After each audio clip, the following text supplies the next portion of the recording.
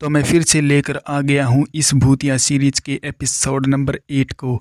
अगर तुमने इस सीरीज के पिछले एपिसोड नहीं देखे हैं तो चिंता मत करो, उसके लिंक नीचे मैं डिस्क्रिप्शन में डाल दूंगा। गेम ने दोयोन से सवाल पूछा था तो वो जल्दी से उसका जवाब देना चाहता है। वो लड़की योनहा को रोकना चाहता है लेकिन उसे समझ नहीं आ रहा है कि वो उसे कैसे रोके। तो वो उसको कल रात वाली बात याद दिलाता है जब लड़की ने कहा था कि वो उसके घर पर आकर रुकना चाहती है और अभी तक उसके मुजरिम भी नहीं पकड़े गए हैं और इस मामले में दोयोन को लड़की की मदद की ज़रूरत पड़ेगी। इसलिए वो चाहता है कि लड़की कुछ वक्त उसके साथ ही रुक जाए उसके घर पर। यह सुनकर लड़की खुश हो जाती है और उसके साथ उसके घर पर रुकने के लिए तैयार हो जाती है। दोयोन को लड़की के साथ कुछ और समय बिताना था, इसलिए वो उसको लेकर अपने घर की तरफ चल पड़ता है। घर पर लाने के बाद उसे डर था कि कहीं लड़की उसका मजाक ना उड़ाए। उसके गंदे घर को देखकर लड़की उसको चिंता ना करने को कहती है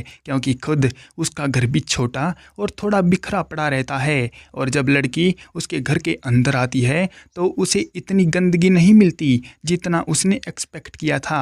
फिर हम एक बंद कमरे में एक डॉल को देखते हैं जो अपने आप ही हवा में उड़ रही थी। लड़की कमरे का दरवाज़ा खोलने की कोशिश कर रही है लेकिन कोशिश करने के बावजूद भी उससे दरवाज़ा खुल ही नहीं रहा था। लेकिन जैसे ही वो झटका देकर दरवाजे पर जोर लगाती है दरवाज़ा खुल जाता है और लड़की सामने की दीवार से जा टकराती है और उसके माथे पर थोड़ी चोट लग जाती है। मगर वो इस बात पर ज़्यादा ध्यान नहीं देती है और कहती है कि वो ज़्यादा कुछ मदद तो नहीं कर सकती लेकिन वो दोयोन के लिए कुछ खाना ज़रूर बनाना चाहती है। ये सुनकर दोयोन उसकी बात पर हंस देता है और कहता है कि हायोन ने इतना सोचा यही बहुत है उसके लिए, और रही खाना बनाने की बात तो वो खुद बना सकता है। लड़की इस घर में मेहमान है तो दोयोन उससे काम नहीं करवा सकता और इस घर में लड़की को किसी भी बात का डर नहीं होना चाहिए क्योंकि वो सिर्फ दोयोन को ही दिखाई देती है। इसलिए वो बेफिक्र होकर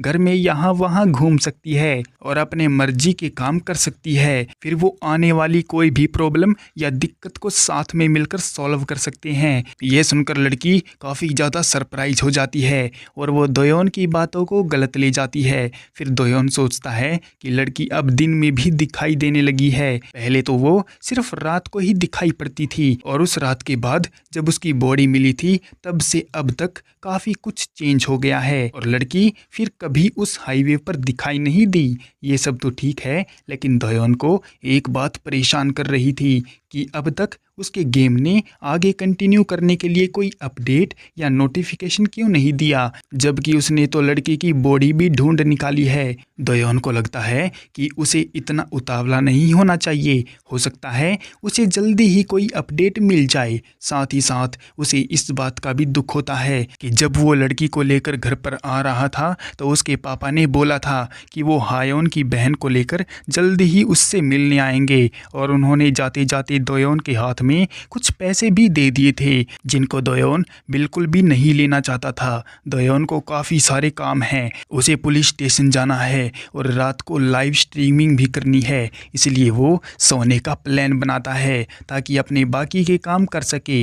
इसलिए वो लड़की को भी सो जाने को कहता है, नहीं तो वो अकेले पड़े पड़े बोर हो जाएगी। लड़की उसकी बात मान लेती है और सोने के लिए रेडी हो जाती है। दोयोन अपना बिस्तर उठाकर बाहर रसोई में सोने जाता है तो लड़की उसको रोकती है और खुद रसोई में सोने की बात बोलती है, मगर दोयोन उसकी बात को टाल देता है ये बोलकर कि हायोन उसके घर की मेहमान है और मेहमान रसोई में सोए ये बात अच्छी नहीं होती। इसलिए वो लड़की को गुड नाइट बोलकर दरवाज़ा थोड़ा सा खुला रखकर रसोई में सोने चला जाता है। उसके इस बिहेवियर से लड़की काफ़ी इम्प्रेस होती है और उसे दोयोन काइंड हार्ट बॉय लगता है और उसे इस बात का विश्वास होने लगता है कि लड़का काफ़ी शरीफ है। लड़की बिस्तर पर लेटकर अपने पुराने दिनों को याद करने लगती है। फिर हमें एक फ्लैशबैक देखने को मिलता है जिसमें लड़की हायोन एक टॉप पहनकर अपनी सहेलियों के साथ एक रेस्टोरेंट में बैठी कॉफ़ी पी रही थी और उसकी दोस्त अपनी ब्रेकअप की कहानी उसको सुना रही थी। हायोन लड़कियों की बात चुपचाप सुन रही थी। फिर वो दोनों हायोन से पूछने लगती हैं कि उसकी जिंदगी कैसी चल रही है, वो जिस लड़के को पसंद करती थी उसके साथ उसका क्या मैटर हुआ है। लड़की ने बताया कि उसने उस बंदे को रिजेक्ट कर दिया क्योंकि वो उसके लेवल का नहीं था। ये सुनकर वो दोनों लड़कियां हैरान हो जाती हैं क्योंकि उन्होंने सुना था कि वो लड़का काफ़ी सुंदर और अमीर था। इतना सब होने के बावजूद भी हायोन ने उसको रिजेक्ट क्यों कर दिया। ये सुनकर हायोन जवाब देती है कि उसके पास इतना फालतू टाइम नहीं है कि वो एक बेस्ट लड़का ढूंढती फिरे। अगर उसकी किस्मत में कोई लड़का होगा तो वो अपने आप ही उसको मिल जाएगा और फिलहाल उसको अपनी जॉब पाने के तरीके पर ध्यान देना है और साथ ही साथ उसको स्कॉलरशिप भी हासिल करनी है। हायोन भी बाकी लड़कियों की तरह एक मज़ेदार ज़िंदगी जीना चाहती थी, लेकिन उसके सिर पर इतना बोझ था कि उसे इतना टाइम मिला ही नहीं। इसलिए उसने एक ऐसी लिस्ट तैयार की थी जो वो बाद में टाइम मिलने पर उनको पूरा कर सके और उसे यकीन था कि वो एक ना एक दिन कड़ी मेहनत करके अपने सपनों को पूरा कर लेगी। लेकिन ऐसा कुछ नहीं हुआ और वो मारी गई।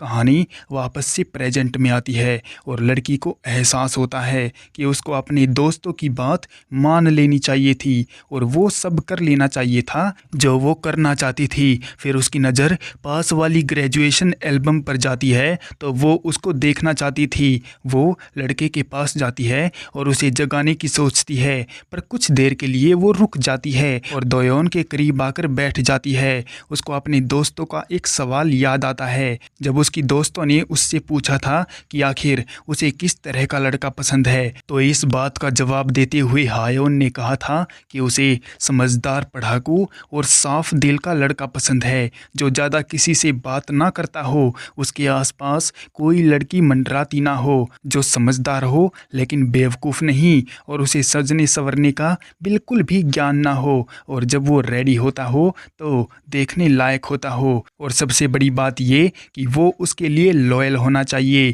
उसकी ये सब ख्वाहिशें सुनकर लड़कियों को हैरानी होती है क्योंकि इस दुनिया में इस तरह का कोई भी लड़का मौजूद नहीं है। ये बिल्कुल ऐसा है जैसे एक बड़े घास के मैदान में सुई ढूंढना।